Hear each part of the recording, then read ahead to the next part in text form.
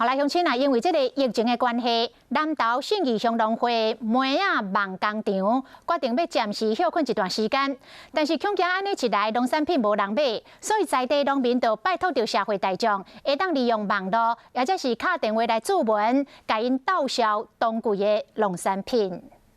看到这个生甲点点点的黄肉里，农友袂感觉欢喜，因为永年拢是惊无够卖。今年因为疫情关系，全国3级的警戒，信义乡农友烦恼讲，这农产品卖袂出去。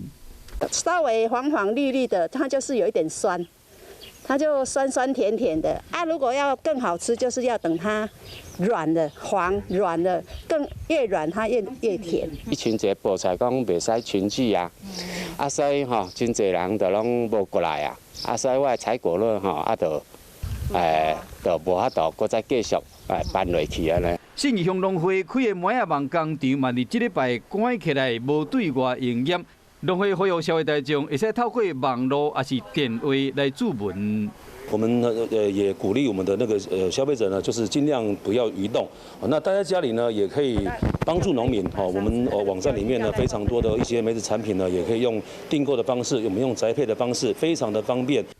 因为疫情影响，农产品无销路，农会希望讲有需要乡亲会使继续支持信义乡的农特产品。